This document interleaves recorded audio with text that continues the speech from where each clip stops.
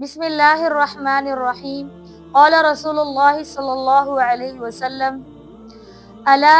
کلکم راع وکلکم مسئول عن رعیتہ فالامام الذی علی الناس راع وهو مسئول عن رعیتہ والرجل راع علی اہل بیتہ وهو مسئول عن رعیتہ والمرأة راعیة علی اہل بیت زوجها وولدہ وَهِيَ مَسْئُولَةٌ عَنْ رَعِيَّتِهِ أَلَا كُلُّكُمْ رَاعٍ وَكُلُّكُمْ مَسْئُولٌ عَنْ رَعِيَّتِهِ۔ حدیث مبارکہ کا ترجمہ یہ ہے کہ آگاہ ہو جاؤ، تم میں سے ہر ایک نگہبان ہے اور تم میں سے ہر ایک سے اس کی رعایا کے بارے میں سوال کیا جائے گا۔ سب سے پہلے تذکرہ کیا گیا ہے کہ امام جو ہے، جو امیر ہوتا ہے، وہ جو لوگوں پر امیر بنایا گیا ہوتا ہے، وہ کیا ہے؟ وہ نگہبان ہے، اس سے اس کی رعایا کے بارے میں سوال کیا جائے گا۔ اس کے بعد کہا ہے کہ والرجل راع علی اہل بیتہ، کہ جو مرد ہوتا ہے وہ اپنے گھر والوں پر کیا ہے؟ نگہبان ہے، اور اس سے اس کی رعایا، اس کے اہل والوں کے بارے میں پوچھا جائے گا۔ پھر عورت کے بارے میں کہا گیا ہے کہ عورت جو ہے وہ اپنے شوہر کے گھر کی اور اپنی اولاد کی نگہبان ہے، اور اس سے اس کی اولاد کے بارے میں، اس کے گھر کے شوہر کے بارے میں پوچھا جائے گا۔ الا کلکم راع وکلکم مسئول عن رعیتہ، آگاہ ہو جاؤ، تم میں سے ہر ایک کیا ہے؟ نگہبان ہے، اور تم میں سے ہر ایک سے جو ہے اس کی رعایا کے بارے میں، اس کے اہل والوں سے کیا کیا جائے گا؟ سوال کیا جائے گا۔ یہ دور ایک ایسا دور ہے کہ یہاں پر دن بدن جو ہے وہ فتنے بڑھتے جا رہے ہیں، اور وہ بھی ایسے فتنے ہیں کہ اگر ان میں واقع ہو جائے، ان میں انسان اگر ان فتنوں میں پڑ جائے تو اس سے نکلنا مشکل ہی نہیں بلکہ ناممکن ہوتا ہے۔ اور ان سب میں جو ہے،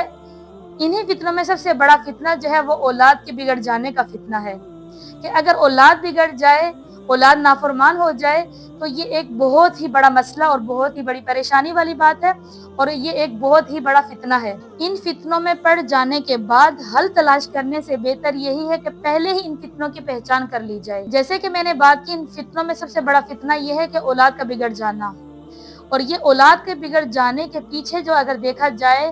تو اس فتنے میں سب سے بڑی جو وجہ بنتے ہیں، اصل وجہ جو بنتے ہیں، وہ والدین ہیں۔ والدین کی بے توجہی، والدین کی کوتاہی اور ان کی لاپرواہی کا نتیجہ ہوتا ہے، کیونکہ والدین جو ہیں وہ اپنے بچوں سے لاپرواہ ہوتے ہیں، بچوں کی تربیت پر خیال نہیں کرتے ہیں، اس وجہ سے ان کے بچے جو ہے وہ بگڑ جاتے ہیں، جو معاشرے میں ایک جو ہے غیر مثبت ثابت ہوتے ہیں۔ ماں باپ پر، والدین پر واجب ہے کہ وہ اپنے بچے کی تربیت پر خیال رکھیں، ان کا اٹھنا بیٹھنا، ان کا کھانا پینا، ان کی قدم قدم پر نظر رکھی جائے، اور سب سے بڑی چیز یہ دیکھا جائے کہ ان کی صحبت کیسے دوستوں میں ہے، ان کی بچیاں جو ہیں وہ کن لوگوں کے ساتھ اٹھ رہی ہیں، کن لوگوں کے ساتھ بیٹھ رہی ہیں، ہمارے بچوں کے کن ساتھیوں کے ساتھ دوستی ہے، یعنی ان چیز پر، یعنی سب سے بڑی چیز ہے کہ بچوں کی صحبت پر نظر رکھی جائے، کیونکہ بچہ اگر جس بچے کی صحبت میں بیٹھے گا وہ اسی جیسا بنے گا۔ اگر آپ کا بچہ نیک صحبت اختیار کرے گا تو آپ کا بچہ اگر خود نیک نہیں ہے لیکن وہ ان ساتھیوں کی وجہ سے، اس صحبت کی وجہ سے وہ نیک بن جائے گا۔ لیکن اگر آپ کا بچہ صحیح بھی اگر ہے لیکن اگر اس کو غلط صحبت ملتی ہے، غیر شرعی قسم کے اگر ان کو ساتھی ملتے ہیں جن کو شریعت کا پتہ ہی نہیں ہے، جن کو اچھے اخلاق کا پتہ ہی نہیں ہے، جن کو کسی چیز کا پتہ ہی نہیں ہے، تو آپ کے بچے بھی جو ہے وہ کل قدم پھر آپ کے بچے بھی غلط کام پر چل پڑیں گے، اور وہ ان ساتھیوں کی وجہ سے ان جیسا بن جائے گا۔ تو سب سے بڑی چیز جو ہے وہ اپنے بچوں کا اس چیز کا خیال رکھا جائے۔ آپ نے خیال رکھنا ہے کہ ہم اپنے بچے کی عادات، ان کے اخلاق کو مزین کریں۔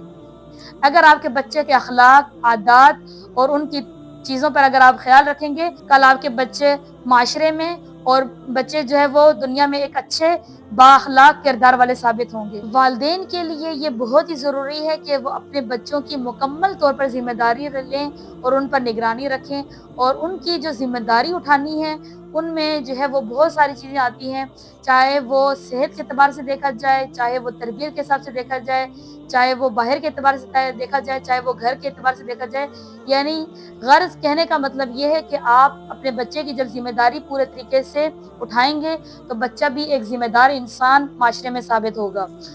تو میرے پاس جو ہے وہ چند بنیادی نکات ہیں، اگر آپ اس پر عمل کریں گے تو امید یہی ہے کہ انشاءاللہ آپ کا بچہ جو ہے وہ ایک اچھا ثابت ہوگا۔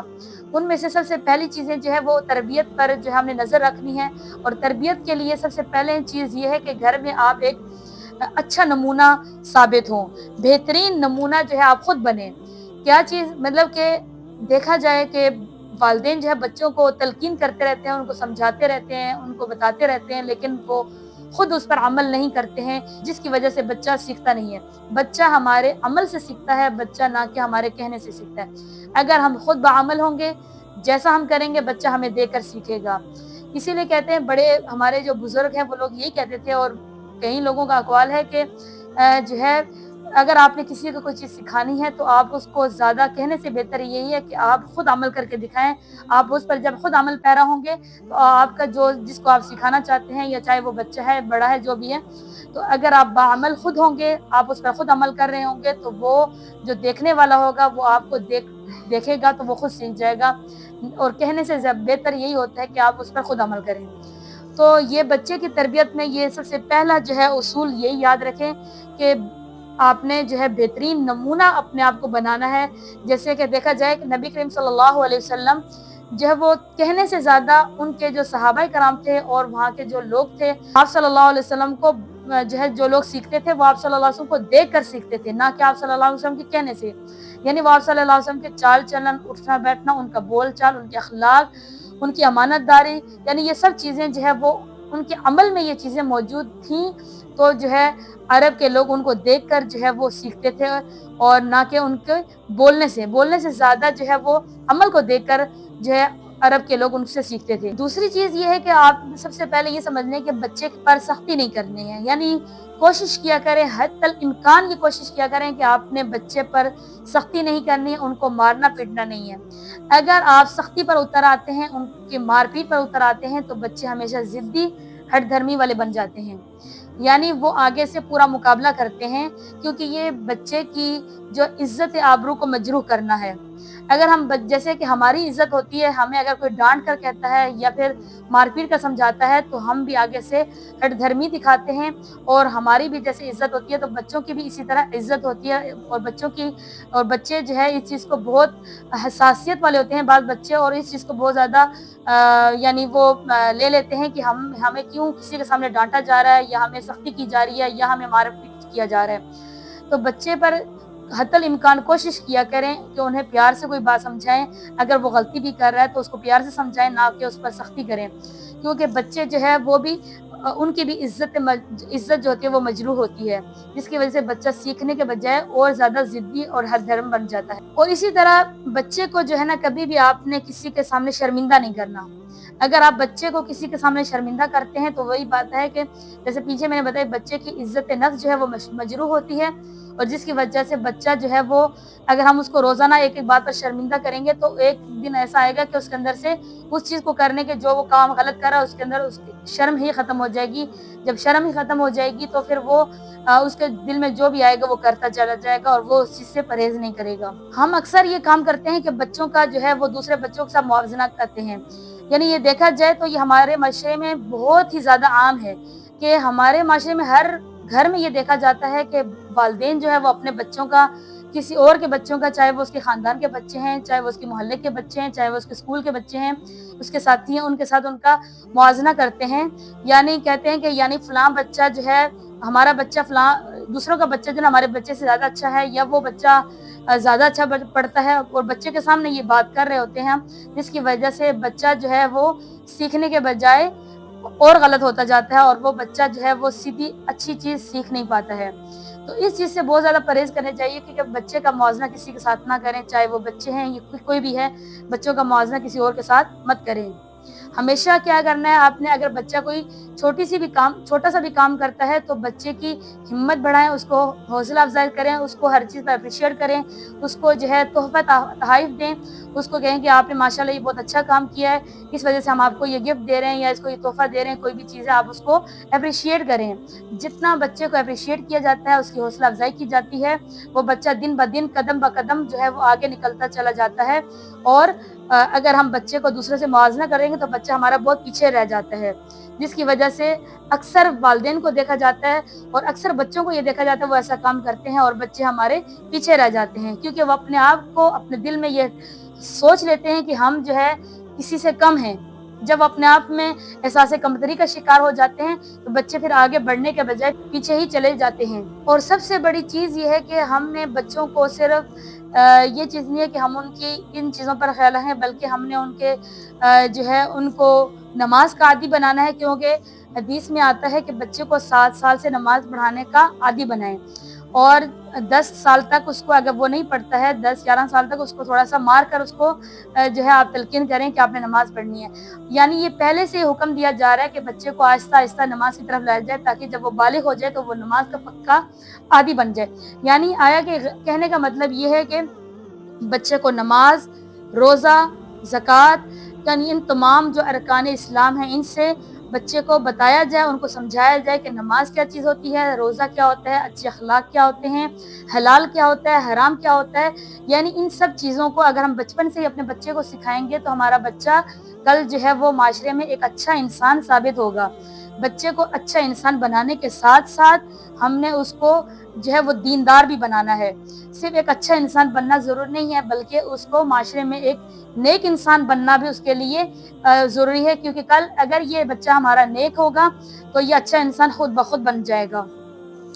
इसके साथ साथ बच्चे की सिर्फ तरबियत पर ही तवज्जो नहीं देनी चाहिए, बल्कि हमें बच्चे की जो है वो सेहत पर भी तवज्जो देनी है, तो उसकी सेहत तंदुरुस्ती पर भी ख्याल रखना है, ताकि बच्चा जो है एक माशरे में एक तंदुरुस्त और अच्छा इंसान बन सके। अगर हम बच्चे की सेहत पर तवज्जो नहीं देंगे, उसको टाइम से खाना, उसकी नींद का ख्याल अगर हम नहीं रखेंगे, तो बच्चा जो है वो कमज़ोर बन जाता है, जिसकी वजह से वो किसी हाल का नहीं रहता। तो इसीलिए बच्चे की सेहत पर भी हमने तवज्जो देनी है। ये सब चीज़ें वालिदैन की ज़िम्मेदारी में आती हैं कि हमने बच्चे की दीनदारी भी देखनी है, हमने बच्चे की तरबियत भी देखनी है, बच्चे के अखलाक भी देखने हैं, बच्चे का उठना बैठना भी देखना है, और बच्चे की सेहत और तंदुरुस्ती भी देखनी है। ये सब चीज़ें जब एक साथ जमा हो जाएंगी तो तब जाकर हमारा बच्चा एक अच्छा इंसान और कामिल इंसान और एक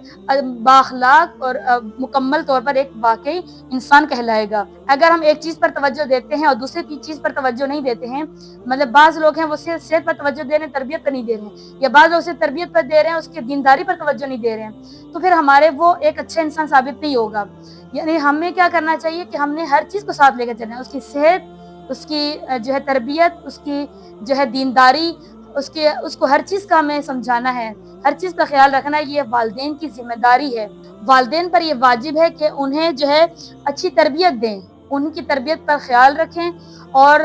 उन्हें जो अच्छे अखलाक व आदात से मुज़य्यन करवाएं, और उन्हें अच्छे बुरे की तमीज़ सिखाएं, और कदम कदम पर उन पर नज़र रखें कि हमारा बच्चा जो है वो क्या कर रहा है, किधर जा रहा है, कब आ रहा है, उस चीज़ पर हमने नज़र रखनी है। और इनके यानी ख़ास तौर पर इनके बच्चों की साथियों पर नज़र रखनी है कि ग़र्ज़ कि हमारा बच्चा किन लोगों के साथ उठ रहा है, बैठ रहा है, और किन लोगों के साथ इसका उठना बैठना दोस्ती यारी है। हमने ये सब चीज़ों का ख्याल रखना, इन सब पर कड़ी नज़र रखनी है, तब जाकर हमारा बच्चा जो है वो माशरे में एक अच्छा इंसान साबित और एक ज़िम्मेदार इंसान बनेगा। और इन सब चीज़ों का ख्याल रखना भी वालिदैन की ज़िम्मेदारी है। वस्सलाम।